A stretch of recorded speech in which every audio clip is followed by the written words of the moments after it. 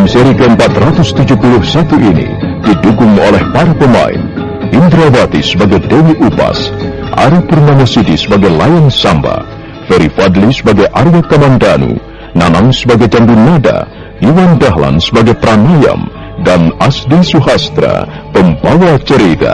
Selamat menikmati. Jarak mereka tinggal beberapa langkah lagi. Tiba-tiba wajah Dewi Upas menjadi tegang. Warnanya berubah-ubah. Semua wajahnya menjadi kuning pucat, kemudian berubah menjadi hitam. Dan akhirnya wajah perempuan itu berkerut-kerut dengan hebat. Lidahnya menjulur keluar, sementara air ludahnya berceceran. Tiba-tiba Dewi Upas seperti mengerahkan kekuatannya untuk yang terakhir kalinya. Arya Kamandanu terkejut, tapi dia terlambat mendorong tubuh Pranayam.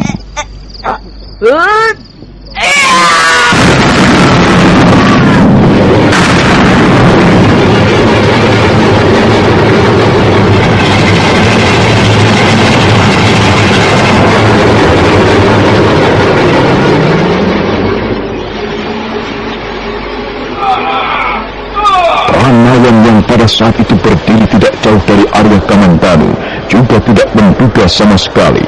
Tiba-tiba saja dia melihat Dewi Upas merentangkan tangannya, dan selanjutnya terjadi benturan hebat. Pranayam terpental ke belakang dan jatuh di atas rumpun belukar. Demikian pula halnya dengan Dewi Upas. Dia pun jatuh tersungkur, terlentang di sela-sela akar pohon, mengejat-ngejat sebentar, kemudian diam untuk selama-lamanya. Oh, ayah, perempuan itu jahat sekali. Dia telah berbuat licik. Aku sama sekali tidak menduga dia akan menyerang orang ini, Jambu Nada. Semula kukira dia masih penasaran padaku. Lihat ayah, kasihan orang ini. Wajahnya sampai gosong. Iya, dia kena hantaman Aji Tapakwisa. Perempuan itu menimbulkan ludah yang sangat berbisa ke wajahnya. Rupanya dia ingin melampiaskan dendamnya di saat-saat terakhir. Tapi mengapa harus orang lain menjadi korban? Ayah, apakah dia masih hidup? Dia masih bernapas, Jambu Nada. Tapi kukira lukanya sangat parah. Apakah kau bisa menolongnya? Aku akan berusaha. Arya Kamandanu duduk bersila di samping Pranayam yang terlentang tak berdaya. Dia lalu memeriksa wajah Pranayam yang gosong kena sengatan Aji Tapakwisa. Setelah itu dia memejamkan matanya sesaat, kemudian mulai mengucapkan kata-kata dalam hati. Kata-kata yang ditujukan pada sang pemberi hidup, roh yang maha besar, sukma yang maha tinggi, yang menguasai nasib manusia di seluruh Mayapada. Kau adalah Raja Kebenaran, kebenaran yang tiada bercacat celah, kebenaran yang maha indah, gilang gemilang laksana matahari pagi terbit di permukaan telaga abadi. Kebenaran langgeng, tiada awal, tiada akhir. Dan aku hanyalah segumpal napas yang kau tiupkan ke rahim ibuku. Tubuhku kotor dilumuri debu dunia, jiwaku lusuh dibalut nafsu angkara. Aku ini makhluk tidak berdaya, aku tidak bisa apa-apa. Kaulah yang bisa, kaulah yang memiliki segala daya. Kaulah yang membangunkan dan yang menidurkan mataku. Kaulah yang merentangkan mimpi-mimpi dalam tidurku. Kaulah yang menggerakkan kaki dan tanganku. Kaulah yang menyalakan dan memadamkan api semangatku. Kaulah yang menggerakkan kehidupan dalam setiap tetes darahku. Aku ini makhluk yang tidak memiliki apa-apa. Kaulah yang memiliki rambutku. Kaulah yang memiliki mulut dan lidahku. Kaulah yang memiliki panca indraku. Kaulah yang memiliki kepandaianku. Kaulah yang memiliki keberhasilanku. Kaulah yang memiliki dan menjalankan pikiran-pikiranku. Kaulah yang memiliki sukmaku. Kaulah yang memiliki hidupku. Kaulah yang ada dan selalu bekerja dalam diriku sepanjang zaman. Kaulah kepada siapa kuserahkan segala-galanya. Terjadilah apa yang akan terjadi sesuai kehendakmu semata-mata. Selesai berkata-kata dalam hati, Arya Kamandanu memusatkan seluruh pikirannya pada kekuatan ular naga Puspa Kresna yang bersarang dalam tubuhnya. Jambunada melihat wajah ayahnya menjadi tegang. Telapak tangan Arya Kamandanu meraba wajah Pranayam dengan jari jemari yang gemetar. Dan saat berikutnya,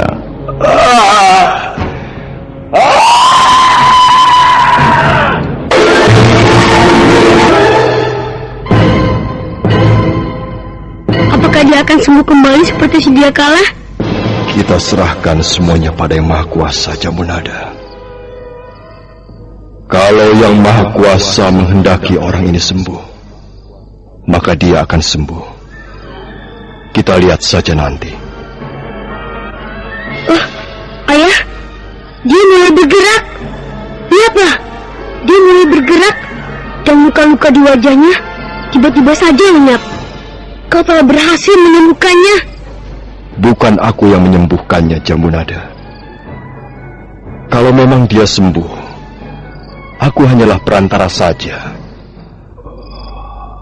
Tenanglah, Tuan. Berkat karunia Sang Hyang Widi, Tuan telah selamat. terima kasih. Apa sebenarnya yang telah terjadi? Tuan pingsan cukup lama, dan kami senang melihat Tuan sadar kembali.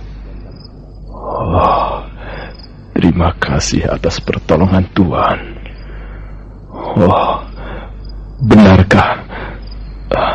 Benarkah Tuan ini yang bernama Arya Kamandanu?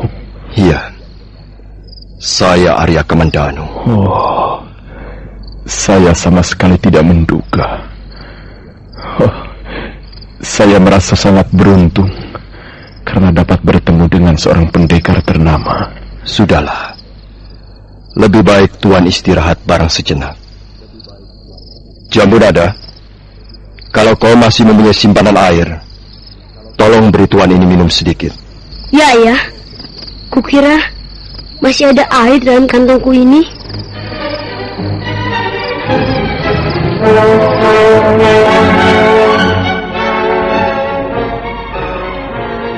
Pranayam merasa tubuhnya menjadi lebih segar setelah minum seteguk air.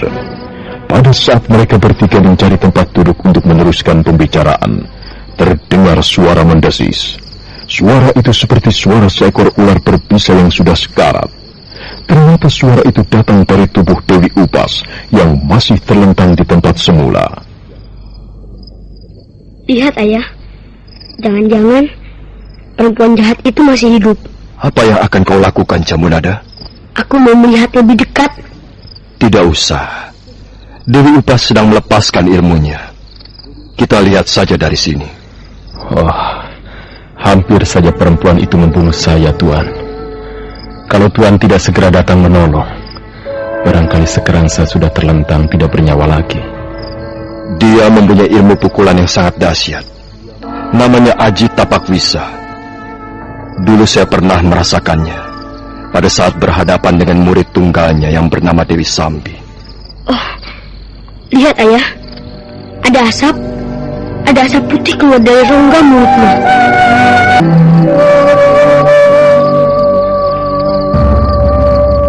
Jambunada hampir saja tidak dapat menahan diri. Dia melihat tubuh Dewi Upas bergerak-gerak, tapi sesungguhnya perempuan tua itu sudah tak bernyawa lagi. Gerakan itu terjadi karena pengaruh ilmu ular yang perlahan-lahan keluar dari dalam raganya. Memang benar, asap putih mengepul dari mulutnya yang sedikit terbuka, dan asap itu terbang bersama angin malam. Jangan berdiri di sebelah situ. Hati-hati, Jambunada. Asap itu mengandung racun mematikan. Pemandangan selanjutnya ternyata lebih mengerikan.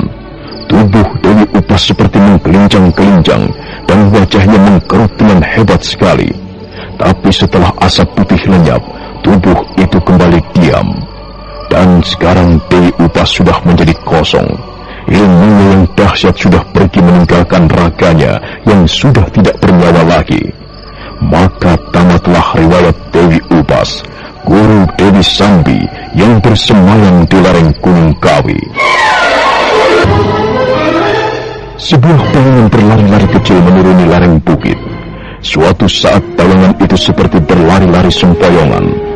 Bulan tua tersembul di balik awan, dan cahayanya yang taram-temaram menerangi wajah Layang Samba. Oh, Nenek Upas. Kasihan Nenek Upas. Aku sudah tidak mempunyai guru sekarang. Nenek Upas sudah mati. Ternyata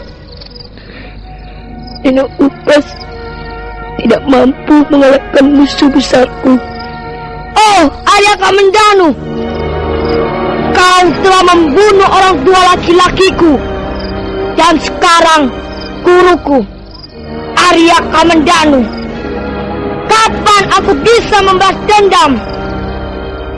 Oh, tidak mungkin. Sedangkan Nenek Upas saja tidak sanggup, apalagi aku. Oh, Layang Samba, alangkah sialnya nasibmu. Alangkah malangnya kau ini. Setelah berbulan-bulan mencari, dan setelah bertemu dengan musuh besarmu, ternyata kau harus berhadapan dengan kegagalan. Oh, sakit sekali rasanya hatiku ini. Tidak! Aku tidak akan berhenti sampai di sini. Suatu saat aku akan membalas perbuatan Arya Kam. Soalannya menjadi lebih mudah. Aku pasti dapat mengalahkanmu. Hati-hati Jamunada. Selama Layang Samba masih hidup, kau harus selalu waspada. Kau tidak akan kubiarkan tidur dengan nyenyak. Tak akan kubiarkan makan dengan perasaan nyaman. Aku Jamunada. Akulah musuh bebuyutanmu. Wahai para dewa di atas langit. Wahai bulan yang mengambang di angkasa raya. Wahai sukma-sukma berkeliaran penuh rintihan penderitaan. Dengarkan. Dengarkan sumpahku ini. Sumpah Layang Samba, putra Dewi Sambi. Saksikanlah wahai alam semesta. Saksikanlah sumpahku. Biarlah langit runtuh dan bintang bertaburan jatuh ke permukaan bumi. Biarlah jagat raya ini berguncang. Jika Jamunada menjadi segumpal batu, aku akan menjadi air bah yang akan menggelindingkannya dari atas gunung. Jika Jamunada menjadi air telaga, aku akan menjadi 1000 matahari. Dan aku akan membuat air telaga itu mendidih, membakarnya sampai habis, sampai kering kerontang. Jika Jamunada menjadi pohon-pohon buah, aku akan menjadi hama. Akan kuserang dia siang malam. Dan pohon-pohon itu akan mati, membusuk, kering dan luruh ke bumi. Inilah sumpahku. Sampai kapanpun Jamunada akan menjadi musuh besarku. Dengar wahai jin siluman yang menghuni lereng-lereng bukit. Dengar wahai roh gentayangan yang terbang melintasi kegelapan malam. Dengar dan saksikan sumpahku ini.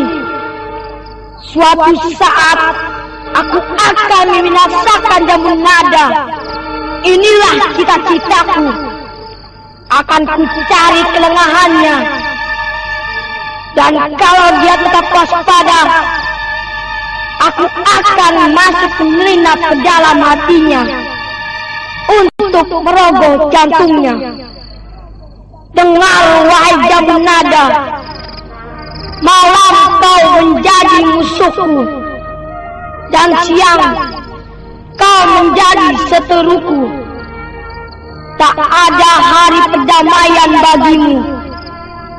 Kita akan terus berperang, bendera akan berkibar, dan kita akan terus berlaga di gelanggang selama-lamanya sampai kau binasa.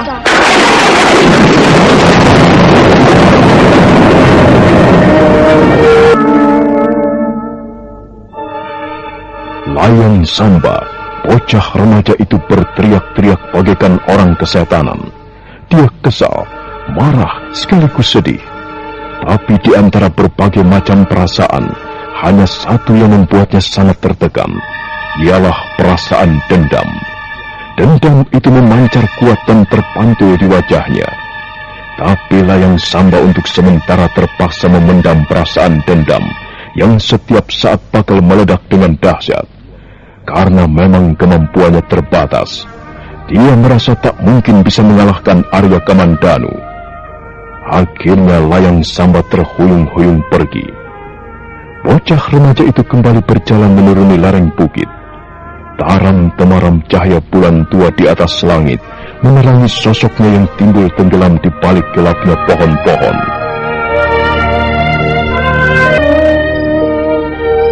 Sementara itu, Pranayam nampak mulai semakin segar. Wajahnya yang semula gosong dan berwarna kehitam-hitaman sudah pulih kembali seperti tak ada bekasnya. Arya Kamandanu duduk bersebelahan dengan Jambu Nada. Mereka segera terlibat dalam pembicaraan tentang berbagai macam hal. Jadi Tuan Putri Tunggadewi dan Raja Dewi sekarang bersemayam di lereng Gunung Lejar. Benar, Tuan. Beliau berdua terpaksa lengser, terpaksa meninggalkan istana Majapahit karena ulah Gusti Prabu Jayanegara. Sayang sekali. Mengapa Gusti Prabu Jayanegara tidak meneladani Ramandanya? Jika dibandingkan dengan almarhum Gusti Prabu Kartarajasa Jayawardana, Gusti Prabu Jayanegara bagai bumi dan langit. Iya, memang begitulah keadaannya Tuan Pranayam. Dua orang raja mempunyai dua sifat. Mereka pun manusia biasa yang tidak luput dari perbedaan-perbedaan. Tapi mudah-mudahan saja Gusti Prabu Jayanegara segera menyadari kekeliruannya dan membuang watak-wataknya yang kurang bijaksana. Ya, memang demikianlah harapan kami semua, Tuan Arya Kamandanu. Kami hanyalah para kaula. Tugas para kaula, kewajiban para kaula hanyalah menjunjung tinggi titah Sri Baginda. Kita disuruh ke selatan, maka kita pergi ke selatan.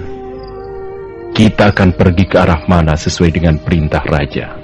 Itu sudah sangat baik, Tuan Pranayam. Tapi akan menjadi lebih baik jika perintah itu datang disertai garis-garis kebijaksanaan. Jadi dua-duanya harus baik. Punggawa kerajaannya berwatak baik, setia dan jujur, sedangkan raja bijaksana dan mampu menurunkan perintah demi kesejahteraan rakyat banyak. Maaf, Tuan Arya Kamandanu. Bolehkah saya menanyakan sesuatu tentang diri Tuan? Silakan, Tuan Pranayam. Kalau memang saya mampu, saya akan berusaha menjawab pertanyaan Tuan dengan baik. Tuan adalah seorang pendekar perkasa yang ternama. Maaf, Tuan. Itu dulu. Sekarang saya sudah mundur dari kehidupan dunia ramai. Ya, justru itulah yang ingin saya ketahui, Tuan Arya Kamandanu. Mengapa Tuan harus mundur? Bakat dan kemampuan Tuan pasti akan sangat berguna untuk membangun negeri ini. Tidak, Tuan Pranayam. Sekarang saya merasa tidak cocok tinggal di lingkungan istana. Dan lagi sudah sepantasnya saya memberi kesempatan pada yang lebih muda. Asal dibina dengan baik, banyak anak-anak muda yang berbakat. Sayang sekali. Kalau saja Tuan Arya Kamandanu masih seperti dulu, masih tinggal di lingkungan istana, masih bekerja sebagai pengawal raja, mungkin keadaan negeri Majapahit tidak akan seperti ini, Tuan. Tuan Pranayam, kita tidak bisa merubah apa yang sudah diramalkan tentang sebuah negeri. Sebuah negeri ibarat sebuah kapal yang berlayar di tengah samudera. Suatu saat dia kena hempasan badai ataupun gelombang laut yang tinggi. Kita tidak perlu khawatir. Justru gelombang laut dan badai akan membuat kapal itu banyak mempunyai pengalaman di tengah samudera raya. Suatu saat nanti, kapal itu akan menjadi dewasa dan mengerti tentang arti sebuah pelayaran. Dan kalau semuanya bekerja dengan baik, semua berjalan dengan baik, suatu saat nanti, kapal itu akan berlabuh di pantai yang bahagia, aman dan sejahtera. Pantai yang dirindukan oleh semua orang. Ada satu hal yang membuat kami gelisah, Tuan Arya Kamandanu. Para penggawa kerajaan, para prajurit, para pegawai istana, anak-anak muda, dan masyarakat luas di negeri Majapahit sekarang ini membutuhkan seorang panutan. Tapi mereka belum menemukan apa yang mereka cari. Panutan itu belum ada, Tuan. Bukankah hal ini bisa mendatangkan malapetaka? Ada jurang pemisah yang dalam antara pegawai rendah dan pegawai yang berpangkat tinggi. Mereka yang kebetulan menjadi pegawai rendah, pekerjaannya hanya mengeluh, menyesali nasib dan bekerja dalam suasana iri hati. Sedangkan mereka yang berpangkat tinggi lebih-lebih lagi, mereka menjadi sombong. Mereka menjadi orang-orang serakah dan tidak tahu diri, Tuhan. Kalau memang begitu, suasana istana Majapahit sangat memprihatinkan. Jurang pemisah seperti itu sebenarnya tidak perlu ada. Kau benar, Tuan Pranayam. Memang harus ada panutan.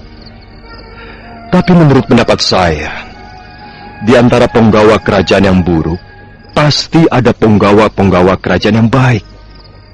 Saya kira tidak seluruhnya penggawa kerajaan Majapahit berwatak culas. Memang, Tuan. Ada juga penggawa kerajaan yang baik. Tapi jumlah mereka sangat sedikit. Paling-paling hanya beberapa gelintir orang. Bukankah itu tidak ada artinya? Apa artinya sebuah pelita kecil di tengah malam buta dan angin bertiup kencang, Tuan? Akhirnya pelita itu pun akan padam juga. Sudahlah, Tuan Pranayam. Sebaiknya Tuan tidak perlu berpikir terlampau jauh. Sekarang ini pusatkan saja perhatian Tuan pada perjuangan Tuan Putri Tunggadewi dan Raja Dewi. Saya menganjurkan agar Tuan Pranayam kembali ke lereng Gunung Lejar. Dan Tuan sendiri bagaimana? Saya juga akan kembali ke tempat di mana saya tinggal selama ini. Saya merasa hidup dengan tenang di sana. Bagi saya dunia kekerasan sudah berlalu. Dan sekarang, selama menjalani sisa-sisa hidup saya ingin suasana tenang dan damai. Baiklah. Saya bisa mengerti kehendak Tuan Arya Kamandanu. Tapi bagaimana dengan putra Tuan? Kasihan kalau dia ikut hidup mengasingkan diri di tempat yang terpencil dan sunyi, Tuan. Dia masih cukup muda. Dia harus banyak belajar dan mencari pengalaman. Apa maksud Tuan Pranayam? Ya, kalau Tuan tidak keberatan, saya ingin membawa Jambu Nada. Mengapa harus begitu? Jambu Nada masih terlalu kecil. Ayah, kau sendiri sering berkata bahwa aku harus mencari pengalaman. Aku harus bisa hidup mandiri. Dan aku akan senang kalau ayah mengizinkan aku ikut bersama Tuan ini. Nah, Tuan Arya Kamandanu, Tuan harus memberi kesempatan pada Jambu Nada untuk tumbuh dan berkembang menjadi pribadi yang dewasa. Ya, tidak mungkin dia selamanya ikut bersama Tuan, bukan? Tentu saja tidak, Tuan Pranayam. Saya kira Jambu Nada memang harus belajar hidup sendiri. Tapi saya kira sekarang bukanlah saatnya yang tepat. Saya belum pernah melihat istana Majapahit. Seperti apa istana itu? Jambu Nada, kau tidak boleh terburu-buru. Suatu saat nanti, kalau kau benar-benar sudah siap, aku pasti akan mengizinkanmu pergi kemana kau suka. Sekarang ini belum. Belum saatnya, anakku. Kau harus bersabar. Orang sabar menjadi kekasih pada Berdiri. Pranayam juga segera berdiri. Nah, Tuan Pranayam, kami harus kembali ke lereng Gunung Arjuna. Ya, sayang sekali. Sayang sekali mengapa Tuan harus mengubur kemampuan Tuan di lereng Gunung Arjuna. Tuan Pranayam, Tuan tidak perlu berkecil hati. Saya hanyalah setitik debu di atas permukaan bumi Majapahit ini. Masih banyak orang lain yang mampu.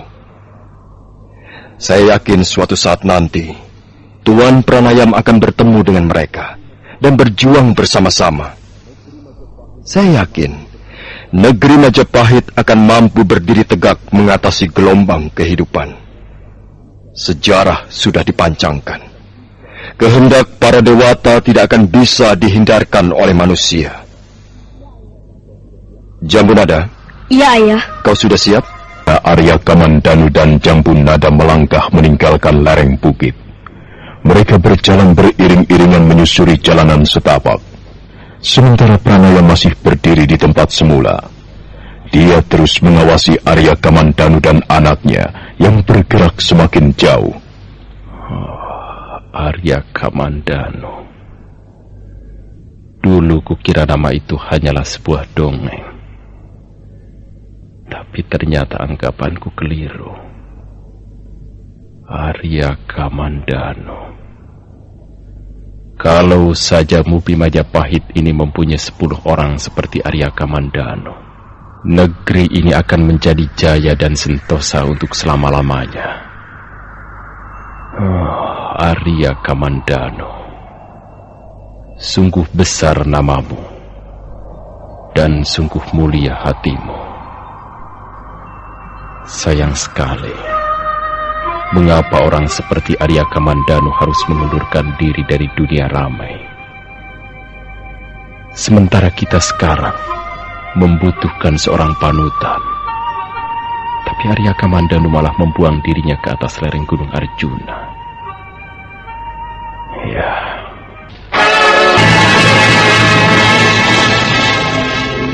Palaba, Pak Gubraja, ada apa ini? Ampun Tuan Pranayam. Ampun kalau kami telah mengganggu Tuan. Sepertinya kalian mempunyai keperluan yang sangat penting. Benar Tuan. Kami warga desa Pajarakan dan Kancipuri ingin menemui Tuan di pondok Tuan. Iya, kami semua ingin berguru pada Tuan Pranayam, pendekar lengan tunggal. Berguru? Iya.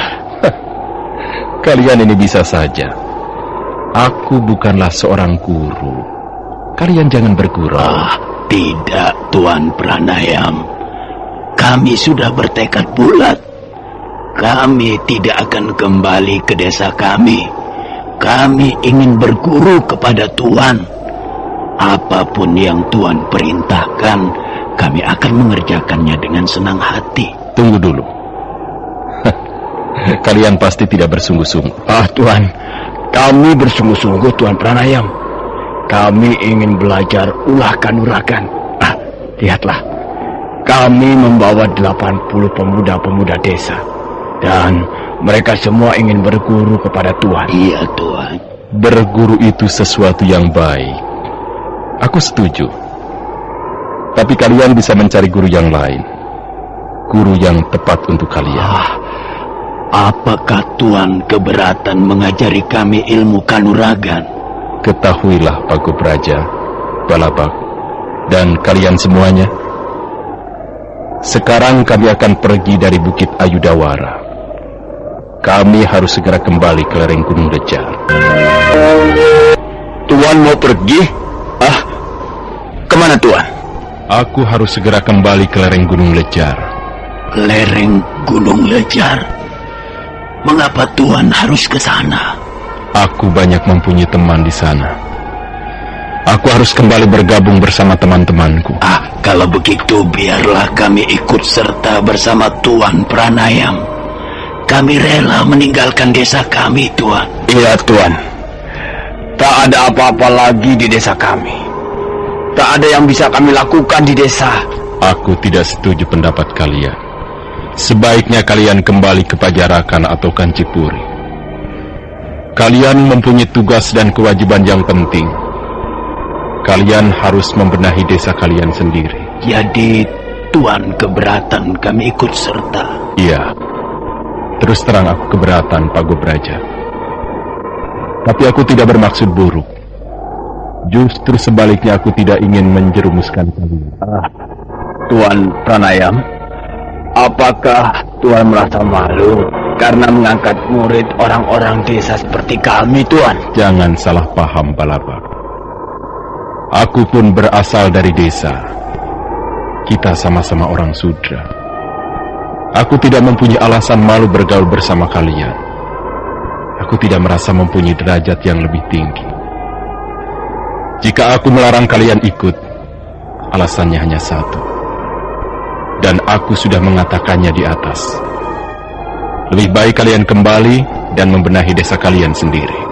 Balabak dan Gobraja diam sesaat lamanya. Mereka saling berpandangan. Mereka nampak kecewa. Tapi Pranayam segera menghibur hati orang-orang desa yang malang itu. Dia berusaha membesarkan kembali semangatnya. Dengar Balabak, Pak Gobraja, dan kalian semua. Aku tahu. Aku dapat merasakan penderitaan kalian sebagai akibat perang yang kejam. Aku tahu kalian kehilangan saudara-saudara tercinta. Bahkan sebagian besar kehilangan rumah untuk berteduh. Tapi kalian tidak perlu menyalahkan keadaan. Apalagi membuat keputusan yang kurang bijaksana. Ialah pergi meninggalkan desa kelahiran sendiri. Sekarang perang sudah selesai. Sekalipun debu peperangan masih menyesak rongga napas kita. Tapi perang sudah selesai. Tak ada lagi dentingan suara pedang ataupun rintihan orang-orang yang terluka. Tak ada lagi prajurit-prajurit Majapahit berkeliaran. Karena itu, kalian tidak perlu merasa khawatir apa-apa. Sekarang kalian mempunyai tugas yang sangat penting. Ialah membenahi apa yang sudah morat-marit. Memperbaiki apa yang rusak akibat perang. Mungkin pekerjaan itu akan memakan waktu yang cukup lama. Tapi kalian harus berdiri tegar sebagai putra-putra desa yang sejati. Itulah pesanku. Sekarang biarkan kami mohon diri. Kami mempunyai tugas dan kewajiban yang lain. Selesai berkata, Pranayam memberikan isyarat. Buya kembali melangkah di belakang laki-laki tegap berlengan buntung itu. Pranayam merasa sangat terharu. Setelah mereka melangkah kurang lebih 20 tindak, Gobraja dan Balabak, juga orang-orang desa yang lain, berteriak hampir bersamaan. Selamat jalan, Tuan Pranayam! Selamat jalan, Tuan! Selamat jalan, Tuan Pranayam! Selamat jalan, Tuan! Jalan. Akhirnya Pranayam dan Buya tiba di mulut terowongan rahasia menuju ke lereng Gunung Lejar. Pranayam mengajak terhenti sesaat lamanya. Bocah itu tidur, Buya? Pulas sekali tidurnya, Ayah. Kasihan. Masih bayi merah sudah harus berjalan jauh. Ya, mudah-mudahan bocah ini nanti juga mempunyai langkah-langkah yang jauh. Mengapa kita berhenti, Ayah? Aku harus memastikan lebih dulu bahwa tidak ada yang membuntuti kita. Sebab kita harus menjaga rahasia terowongan ini. Jangan sampai orang tahu. Kau tunggu sebentar di sini, Buya. Aku akan segera kembali. Pranayam melompat ke dalam gelap. Dia naik ke atas bongkahan batu padas yang tinggi untuk mengamati suasana di sekitarnya. Setelah benar-benar merasa aman, dia kembali lagi. Sekarang mari kita teruskan perjalanan. Tunggu, Ayah. Tunggu dulu. Sebenarnya aku takut sekali. Aku takut Tuan Putri Tunggadewi akan marah. Aku sudah berbuat dosa pada Tuan Putri berdua. Sepertinya kau ini bukan bekas dayang-dayang istana Majapahit. Tentunya kau tahu siapa Tuan Putri berdua. Mereka adalah putri-putri kerajaan yang berhati lembut serta mulia. Kita bangga bisa mengabdi pada mereka berdua. Kalau kau mau berkata jujur, aku yakin Tuan Putri berdua tidak akan marah. Mereka pasti akan mengampunimu. Ayo, kita sudah terlalu lama berhenti di sini.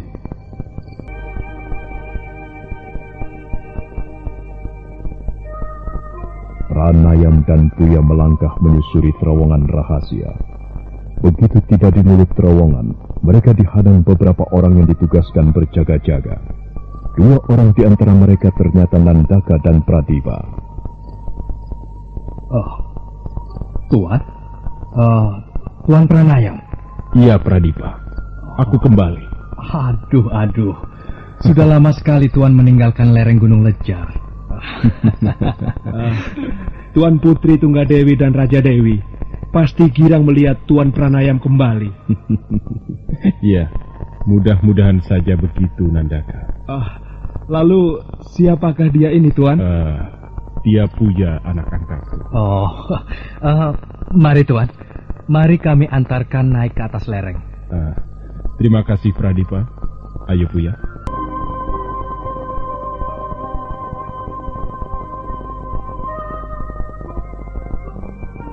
Nandaka dan Pradipa mengantarkan Pranayam naik ke atas lereng. Dan sebentar kemudian, mereka sudah tiba di halaman pondok. Nandaka dan Pradipa menghadap Putri Tunggadewi untuk melaporkan tentang Pranayam. Putri Tunggadewi dan Raja Dewi nampak sangat girang.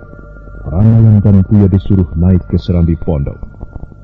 Oh, Paman Pranayam. Akhirnya setelah sekian lama, Paman kembali juga ke lereng Gunung Lejar ini. Paman, semula kami kira kau tidak pernah kembali. Kami sudah putus asa menunggu kehadiranmu, Paman. Selama ini kami mengembara ke sana kemari tanpa tujuan, Tuan Putri. Akhirnya kami kehilangan makna sebuah perjuangan. Dan akhirnya kami memutuskan kembali bergabung bersama Tuan Putri berdua. Keputusanmu itu sangat tepat dan bijaksana, Paman. Kami menerima kehadiranmu kembali dengan tangan terbuka. Terima kasih, Tuan Putri. Terima kasih atas kemurahan hati Tuan Putri berdua. Lalu, siapa gadis ini, Paman? Tuan Putri Raja Dewi pasti tidak dapat mengenalinya. Dia Puya, Tuan Putri. Dia Puya bekas dayang-dayang Tuan Putri sendiri. Oh, Puya? Iya. Oh, benarkah kau ini Puya?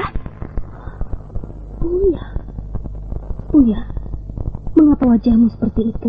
Apa yang terjadi?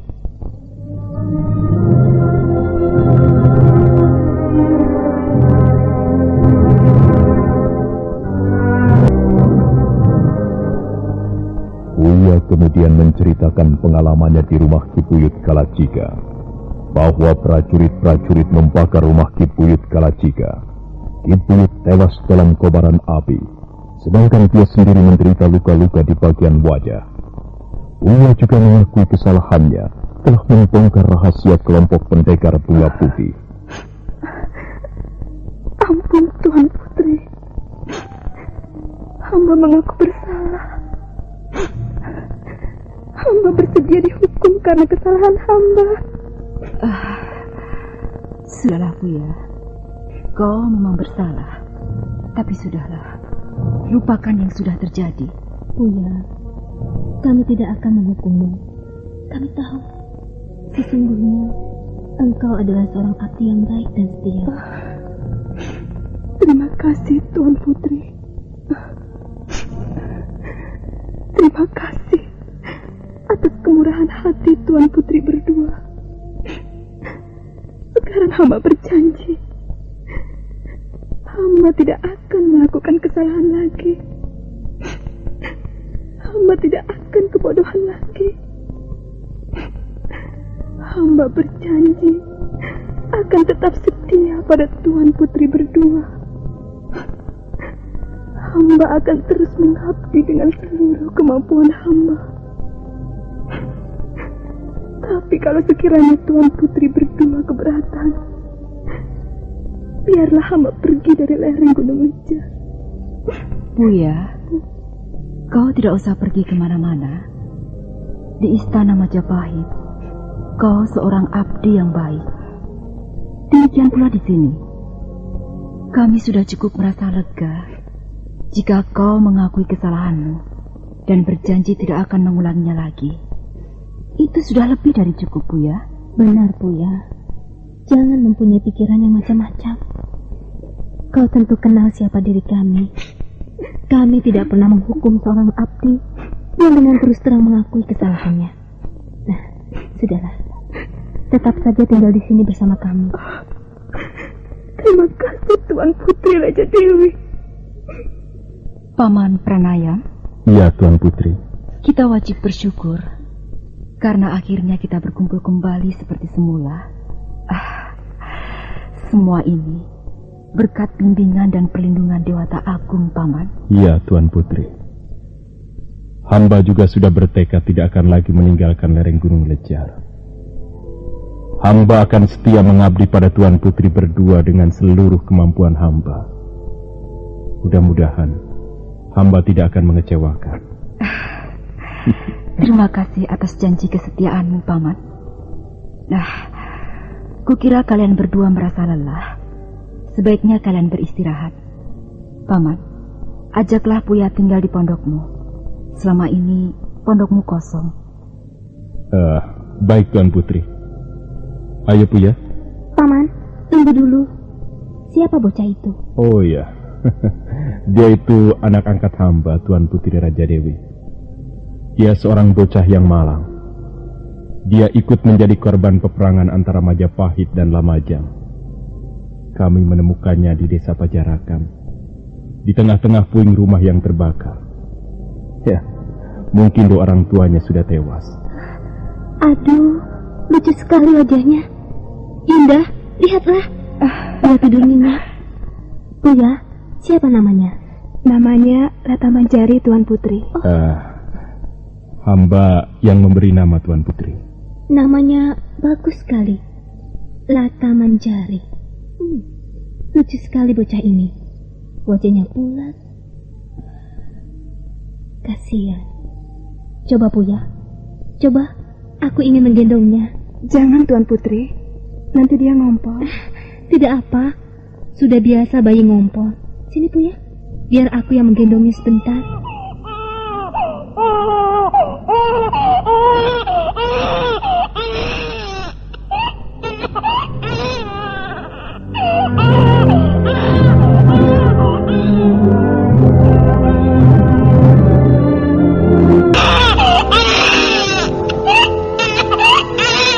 Putri Raja Dewi mengambil Latamanjari dari gendongan Buya.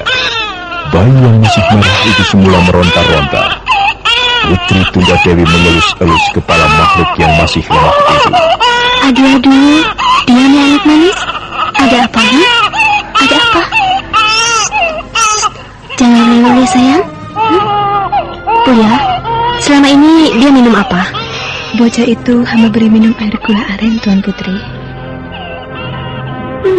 Bagus. Begitu ya? Jangan menangis ya. Siapa tadi namanya, Buya? Latamanjari, Tuan Putri. Kau sudah pantas sekali menggendong anak, Dinda Raja Dewi. Oh, Yunda, bocah ini lucu sekali. Sepertinya nanti dia bakal menjadi anak yang cerdas, Yunda. Sudahlah. Buya dan Paman Pranaya mau istirahat. Paman, aku senang sekali bocah ini. Lihatlah, dia rupanya juga senang kepadaku. Lihat saja, Yunda. Mata dan mulutnya manja sekali. Setelah puas menggendong Latamanjari, Putri Raja Dewi mengembalikannya kepada Buya. Buya lalu menggendongnya. Buya? Iya, Tuan Putri. Kau harus sering membawa bocah itu mainan ke pondokku ya. Hamba takut nanti merepotkan Tuan Putri. Ya, tentu saja kalau aku tidak sedang repot. Baiklah, Kalau Tuan Putri menghendakinya. Maaf Tuan Putri, hamba mohon diri. Baik, Paman. Istirahatlah. Kalian berdua pasti lelah sekali setelah berjalan jauh.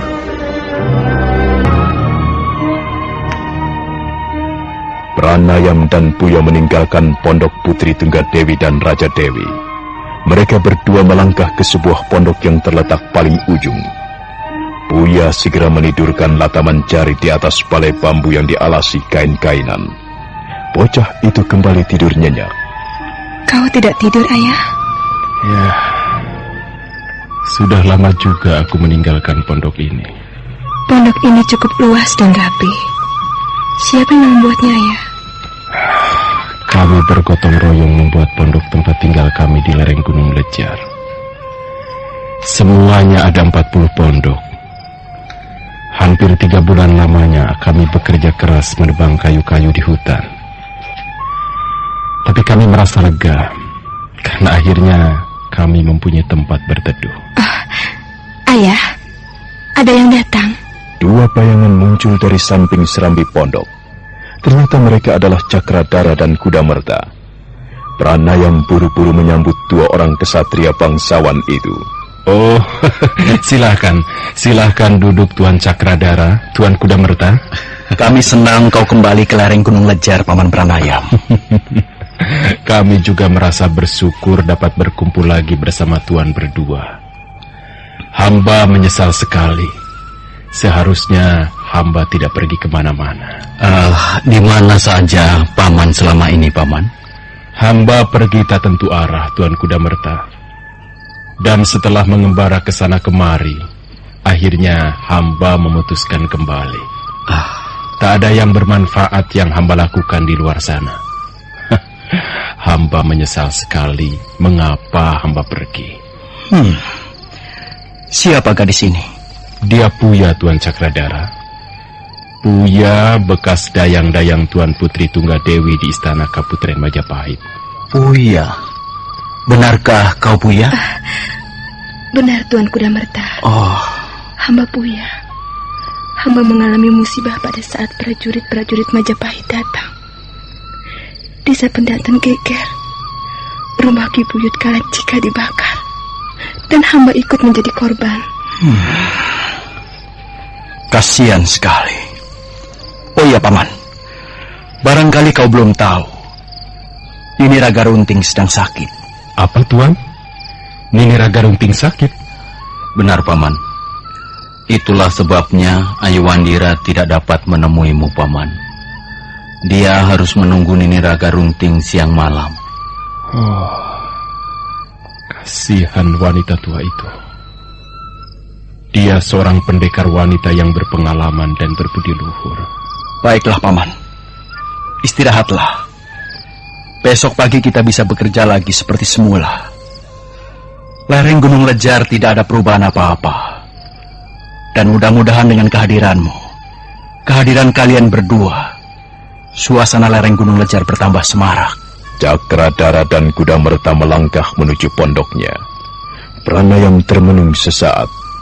Tiba-tiba dia berdiri, kemudian turun ke halaman. Mau kemana, Ayah? Aku ingin menengok Nini Raga Runting. Kasihan wanita tua itu. Kasihan Adi membuka daun pintu. Ayu.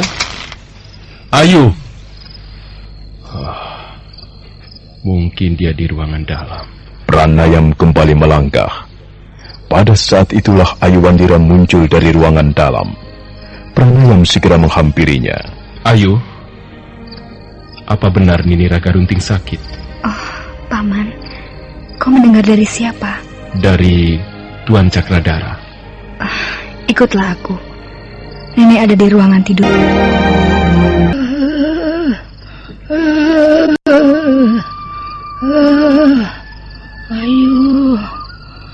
Ayu. Aku di sini, Nek. Aku tidak pergi kemana-mana. Aku terus menunggumu di sini. Jangan takut, Nek. Dan Pak Rowang.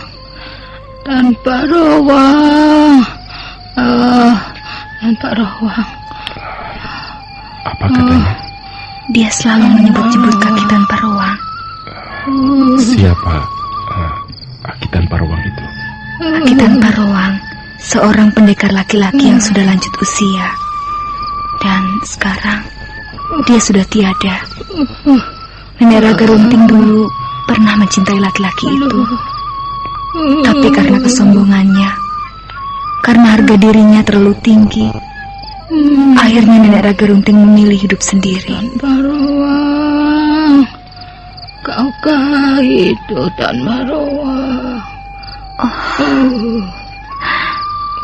Aku seringkali takut, Paman. Aku takut kehilangan Nenek Raga Runting. Dia terus-menerus menyebut kaki Tan Parowang. Badannya panas sekali, Ayu. Dan wajahnya pucat. Kaukah itu Tan Parowang? Kaukah yang berkata-kata itu? Oh, Tan Parowang, akhirnya kau datang juga. Nek, dia bukan kaki Tan Parowang. Dia Paman Pranayam. Paman Pranayam baru saja datang. Dia akan berkumpul lagi bersama kita di lereng Gunung Ngejar ini. Oh iya, kukira Tan Parowang yang datang. Aku yang datang, Nini. Aku Pranayam yang datang. Apa yang Nini rasakan? Apanya yang terasa sakit, Nini? Aku tidak sakit. Aku tidak sakit kok. Aku hanya merasa sangat lelah. Aku mau tidur. Aku ngantuk sekali. Ayo.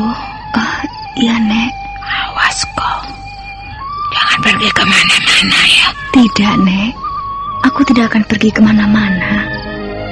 Wanita pendekar yang sudah lanjut usia itu menutup matanya perlahan-lahan. Kemudian nampak napasnya turun naik secara teratur.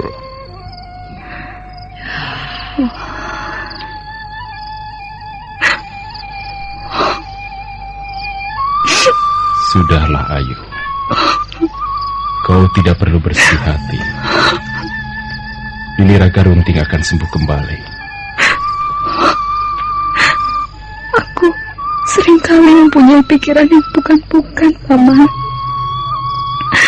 Aku tidak bisa membayangkan hidup tanpa Nenek Raga Runting. Dialah yang mengasuhku sejak kecil. Dia pengganti ibuku. Sekarang ibuku sudah tiada.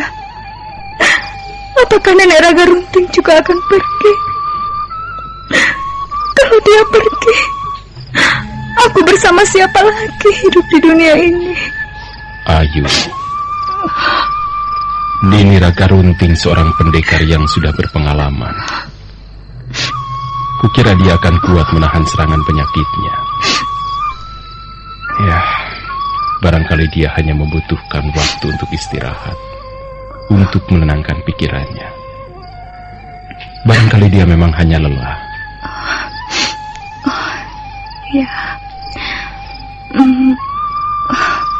Paman Pranayam. Iya. Mengapa kau kembali ke lereng Gunung Ngejar? Mengapa ya? Aku sudah berusaha berbuat sesuatu di luar sana. Aku mengembara ke sana kemari bersama Buya. Buya? Iya. Kasihan gadis itu. Sekarang dia menjadi seorang gadis yang cacat. Dia menjadi korban kekejaman prajurit-prajurit Majapahit. Apakah Paman bermaksud menetap kembali di lereng Gunung Ngejar? Atau hanya sekedar singgah? Aku membutuhkan waktu yang cukup lama untuk mengambil keputusan, Ayu. Selama pergi mengembara, aku seringkali termenung. Dan setelah kutimbang-timbang, setelah kupikir masak-masak, akhirnya aku memutuskan kembali ke lereng Gunung Ngejar. Ya, mungkin aku sudah tidak bisa bekerja seperti dulu karena lenganku yang buntung ini. Mungkin pengabdianku tidak sempurna lagi, tapi setidak-tidaknya aku bisa berbuat sesuatu untuk pemimpin kita, Tuan Putri Tunggadewi dan Raja Dewi.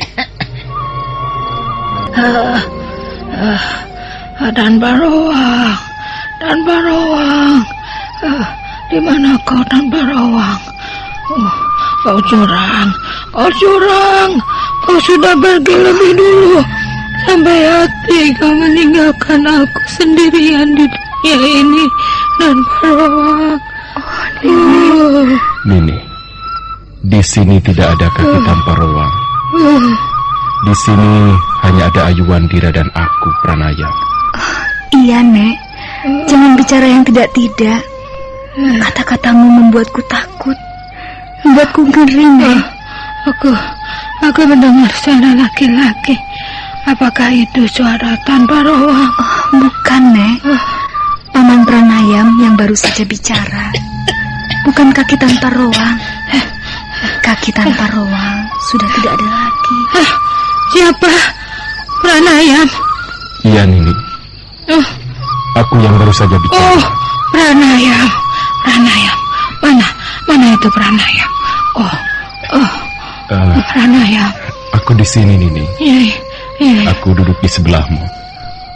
Tangan Nini Raga Runting yang keriput meraba-raba punggung Pranayam, kemudian menelusuri tubuhnya, dan akhirnya tangan yang sudah tua renta itu meraba-raba wajah Pranayam. Pranayam diam saja. Benarkah kau ini, Pranayam? Aku tidak bisa melihat dengan jelas. Mataku sudah lamur. Apa benar kau ini, Pranayam? Iya, Nini. Aku Pranayam. Syukur kau kembali kemari, Pranayam. Kasihan kau ini. Kau seorang laki-laki yang baik. Kau rendah hati, tidak sombong seperti Tan Barowang. Kapan kau datang, Pranayam? Baru saja, Nini. Baru saja kau datang. Oh iya, baiklah. Aku sakit, Pranayam. Oh, tidak, bukan sakit. Aku hanya merasa lelah sekali. Aku ini sudah sangat tua, ya. Usiaku sudah 100 tahun lebih. 108 tahun lebih 4 bulan. Aku sudah tua sekali, ya. Berikutnya, sampai jumpa.